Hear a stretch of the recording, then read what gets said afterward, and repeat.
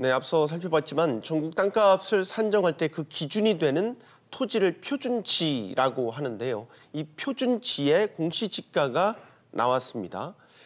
전국이 평균 9% 넘게 올랐는데 특히 서울 강남만 따지고 보면 23%가 상승했습니다. 네, 공시지가를 현실화한 것은 피할 수 없는 일인데 우려되는 부분도 있고 또 몇 군데 토지는 상대적으로 덜 올랐다는 비판도 있습니다. 이번 표준지 공시지가 상승이 세금 등 우리의 실생활에 미칠 영향에 대해서 좀 더 자세히 알아보도록 하죠. 명지대 부동산대학원 권대중 교수입니다. 어서 오세요. 안녕하십니까. 전국은 9%대 지금 상승했고요. 서울은 14%. 네. 상당히 높은 상승률을 기록한 것으로 보는데 교수님께서는 어떻게 평가하시는지? 아직 이의신청 기간이 남아 있습니다. 오늘부터 다음 달 13일까지 이제 이의신청을 받아서 조정이 또 되겠지만은 네. 일단은 이제 11년 만에 가장 많이 인상을 시켰습니다. 그렇습니다. 네, 강남만 해도 23.9%니까 약간 24% 정도 올렸죠. 네. 그리고 이번에 그 공시지가가 이제 표준지가 인상된 특징은 대도시 중심에서 중심 상업지구 중심으로 많이 인상을 했습니다. 지방은 뭐 예전같이 뭐 비슷한 수준으로 5%대 인상을 했지만은 그게 좀 특징이고요. 또 한 가지는 이제 그 공시지가 올린 거 가지고 개별지가 산정이 아직 남아 있기 때문에 네. 아직 그 조세 전가라든지 또는 뭐 부작용 같은 게 아주 좀 지켜볼 일인데요. 전국에는 3,268만 개의 필지가 있다고 합니다. 이 중에서 대표 표준지 50만 개를 평가한 겁니다. 그래서 서울 같은 경우가 13.87%를 비롯해서 부산도 많이 올랐습니다. 10.26%나 올랐고 네. 전북 같은 경우는 4.45%로 다른 지역보다 좀 낮은 편입니다. 예. 제주도가 그동안 또 많이 올랐어요. 제주도가 그 외국인 있는 마을 같은 경우는 강남 못지않게 집값이 올랐죠. 9.74%나 올랐습니다. 그리고 동계올림픽이 떴던 강원 지역은 뭐 특수효과 그밖에 없었는데도 불구하고 네. 5.79%나 올랐습니다. 서울을 비롯해서 전반적으로 올랐는데 특히 이제 대도시 중심으로 많이 올랐습니다. 그리고 지방 같은 경우는 예전 수준이기 때문에 그렇게 올랐다고 볼 수는 없습니다. 예. 네. 지금 뭐 전체적으로도 많이 올랐지만 특정 지역, 뭐 서울이 대표적이겠죠. 14% 가까이 올랐기 때문에. 그런데 국토교통부가 지난달에 추정치를 먼저 발표했고 그렇죠. 그 지자체들의 의견을 받았단 말이죠. 네. 그래서 상당수 지자체가 하향 요구를 했었는데 네. 나온 결과를 보면 거의 미세조정됐죠. 네, 미세조정됐죠. 네, 받아들여지지는 않은 것 같아요. 네. 그렇죠?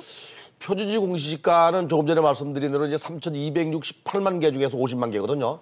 나머지 50만 개를 뺀 나머지 3,200만 개 정도가 이제 개별 공시지가를 산정하는데 네. 이 개별 공시지가의 법적 성질은 과세 기준입니다. 표준지 공시지가 50만 개는 보상평가라든지 감정평가의 기준이 되거든요. 네. 그러면서 개별 공시지가 산정의 기준이 됩니다. 그래서 이제 개별 공시지가 산정이 바로 이제 보유세와 연결돼 있는데 이 보유세가 바로 지방세 아닙니까? 네. 지방세가 높아지면 지방 민심도 안 좋을 것 같아서 지방자치단체장들이 이거를 하향 요구했는데 이번에 국토부가 크게 받아들이지는 않았습니다. 특히 이제 그 조금 전에 말씀드린 대로 표준지 공시지가가 대도시 중심 상업지구 중심으로 많이 인상됐지 지방은 예전보다 뭐 크게 많이 인상된 건 아니라고 봅니다. 그래서 아마 받아들이지 않은 것 같습니다. 네. 사실 토지는 뭐 주택이라든지 건물을 만들기 위한 기반이기 때문에 이제 주택 공시 가격보다는 토지의 공시지가를 좀 더 보수적으로 매겨왔다고 이렇게 들었는데 지금 정부가 공시지가를 올리고 그리고 공시 가격을 올렸다라는 거는 어느 정도 좀 균형 맞추기 일환이라고 좀 보면 되는 그것도 겁니까? 일리가 있는 말씀입니다. 예. 지금까지 우리나라는 이제 주택 시장이 아파트 공동주택 시장으로 전환되면서 아파트 투자가 많았거든요. 단독주택보다는. 그러다 보니까 아파트 가격이 올랐다고 하는 얘기는 건물 가격보다는 토지 가격이 올랐다는 얘기입니다. 그래서 아파트 가격이 오르고 난 이후엔 뒤따라서 이제 단독주택 가격이 오르거든요. 그래서 이번에 정부가 이제 단독주택도 아파트만큼 인상률을 올리겠다는 게 그게 아마 보관이었던 것 같고요. 시세 반영률이 보통 단독주택 같은 경우는 50% 정도였습니다. 50%에서 55%였고 공동주택인 아파트 같은 경우는 서울을 예를 들면 강북이 한 60%, 강남이 한 70% 정도 적용을 했는데 네. 그러다 보니까 단독주택이 낮다 보니까 이걸 좀 끌어올려서 아파트와 수준을 이제 맞추는 쪽으로 이렇게 해서 아마 인상폭을 올린 것 같습니다. 네. 자, 세부담 얘기를 본격적으로 해보겠습니다. 가장 대표적으로 드는 게 보유세입니다. 네. 그렇죠. 보유세 폭탄이 현실화될 수 있다. 이런 우려들이 벌써 나오고 있습니다. 제 생각에는 그 보유세 폭탄까지는 아니고요. 이 보유세가 단독주택 중심으로 이제 토지 가격이 올랐지만은 일반적인 단독주택 오르는 폭은 그렇게 많이 오른 건 아닌 것 같고요. 중심 상업지구 중심으로 많이 올랐습니다. 네. 여기는 폭탄이라고 얘기할 수가 있을 것 같아요. 예를 들어 강남이 23.9% 올랐으니까 상당히 많이 올랐죠. 그다음에 서울이 14.79%니까 많이 올랐죠. 이런 지역은 아무래도 예전보다 많이 보유세가 나올 테니까 폭탄 얘기가 나올 수가 있어요. 예. 그러면은 부동산 시장에는 어떤 영향을 미칠 거라고 보시는 우선 거예요? 이제 보유세가 올라가게 되면 그렇지 않아도 이제 대출 규제로 부동산 시장에 호가가 꺾이고 거래가 안 되고 있지 않습니까?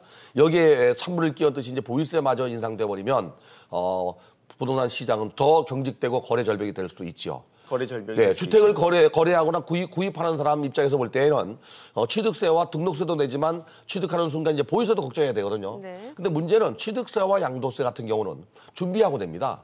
집을 살 때 10억짜리 집을 산다면 취득세가 얼마고 보유세가 얼마인데 준비하고 내지만 네. 이 보유세 같은 경우는 준비하지 않고 냅니다. 7월 달에 나오는 토지분이나 9월 달에 나오는 건물분이나 또는 뭐 일정 금액 넘었을 때의 종합부동산세 같은 경우는 세금을 내기 위해서 저축하지는 않거든요. 이게 이제 부담으로 돌아올 수 있거든요. 그래서 보유세가 올라가면 주택 보유에 대한 부담 때문에 그 주택 구매력이 떨어지기 때문에 주택 시장이 안정화될 수도 있고요. 특히 이제 지금 그 규제가 뭐 대출 규제가 좀 강하게 진행되고 있기 때문에 오히려 더 주택 시장은 경직될 수가 있다고 봅니다. 앞서서 사실 저희가 그 시민들의 인터뷰를 좀 살펴봤습니다만 이 공시지가 영향을 받는 건물 보유세 등이 이제 오르기 때문에 조세 저항도 있을 수 있다. 네. 여기에다가 결과적으로 건물주의 세 부담이 늘어나면 이걸 이제 임대료에 전가시킬 가능성이 크다. 이 부분도 상당히 임차인 입장에서는 걱정하는 부분 그렇죠. 아니겠습니까? 이것도 실질적으로 언론에서 계속해서 보도가 나오고 있거든요. 근데 이제 통상적으로 이제 상가 건물 임대차 보호법이 작년 10월 16일 날 개정됐습니다. 네. 임대차 기간이 5에서 10년으로 늘어났고 그다음에 이제 연간 5% 이상 임대료를 인상할 수가 없기 때문에 인상을 한다 하더라도 5% 이내일 거라고 보여집니다. 물론 이제 조세 저항은 분명히 있을 수 있고 조세 전가도 있을 수 있습니다. 최근에 이제 경기가 어렵다 보니까 공실률이 늘어나서 임대를 올리지 못하고 오히려 빈 상가가 많이 발생하고 있는데 오히려 이렇게 이제 보유세가 올라가면 기존에 장사하고 있는 사람들에게는 일부 조세 전가가 있을 수 있습니다. 지금 상가들도 핵심 상가라고 할지라도 경기가 안 좋다 보니까 공실률이 높다고 그렇죠. 하는데 네. 이런 현상도 더 가속화될 수 있겠어요? 그렇죠. 만약에 이제 임대를 올려달라고 그러면 외곽으로 밀려나는. 그런데 세입자 입장에서 볼 때 이제 두 가지 어려움점이 있어요. 만약에 상가를 이전한다면 이사 비용이나 또는 중개 수수료가 나갈 거고 네. 새로운 상가에 들어가게 되면 리모델링은 또 해야 되거든요. 시설비가 들어가기 때문에 울며 겨자 몇 개로 올려달라는 그 폭을 뭐 크지만 않다면 올려주고 그냥 장사를 해야 되기 때문에 네. 조세 전가는 있을 수 있다고 봅니다. 네. 알겠습니다. 자, 이제 어제 표준지 공시지가가 발표가 됐고 네. 이제 4월에 아파트 공시 가격까지 이제 발표가 됩니다. 자, 그러면 다주택자 입장에서는 결과적으로 세금 부담이 늘어날 수밖에 없는데 그러면 다주택자들이 과연 매물을 내놓을지, 그러니까 주택을 내놓을지 이 부분도 사실 시장의 관심이거든요. 주택 시장은 아무래도 이제 인상 폭이 서울 같은 경우는 굉장히 높거든요. 예. 그런 경우에 이제 역전세난도 날 수 있고 깡통전세 날 수도 있는데 다주택자가 임대주택 등록을 하지 않았다면 아마도 세액 부담 때문에 집을 팔거나 뭐 이러진 않을 것 같아요. 대기 수요로 남든지 아니면 만약에 깡통 전세가 난다 하면 대부분의 그 갭 투자자나 이 그 다주택자들은 주택을 매도하려고 시도하다가 매도가 안 되면 그냥 경매로 넘어가는 경우가 있거든요. 그래서 아마도 다주택자들 입장에서 볼 때에는 이번에 그 보유세 인상의 부담으로 돌아올 수 있을 텐데 당장 주택을 매도에 나서진 않을 거라고 보여집니다. 아파트 공시가격, 공동주택 네네. 공시가격도 4월 달에 인상률이 만만치 않을 것 같죠? 제 생각에는요. 네. 이번에 표준지 공시지가 그 이상일 거라고 보여집니다. 그 이상일 네. 수 있다. 예. 왜 그런가 하면 지금까지 그 부동산 시장에서 가격 변동을 보면 네. 토지 시장보다는 공동주택, 아파트 시장이 더 많이 올랐거든요. 한 1, 2년 전에 강남 지역을 예를 들면 10억짜리 15억, 20억 됐거든요. 그렇다면 4월 달에 발표할 공동주택에 대한 공시가격 인상은 아마도 이번에 표준지 공시가보다는 상당히 높은 가격으로 인상될 가능성이 있습니다. 그럼 정말 메가톤급 네. 임팩트라고 해야 될까요? 그럴 수 있습니다. 이제 보유세가 마지막 주거용 하나가 정말 부동산에는. 이제 정말이 남았군요. 네. 근데 이게 이제 정부가 공시가격 현실화 방안은 잘 잡은 것 같습니다. 현실화해야 됩니다. 네. 근데 제 생각에는 이렇게 일시적으로 뭐 15%, 20% 올릴 게 아니라 좀 중장기적으로 단계적으로 이렇게 올려야 되지 않나. 그래야 경제에도 부담이 안 가고 그 시장에도 부담이 안 간다고 봐요. 네, 알겠습니다. 자, 권대중 교수와 이야기 나눠봤습니다. 감사합니다. 네, 감사합니다. 잘 들었습니다.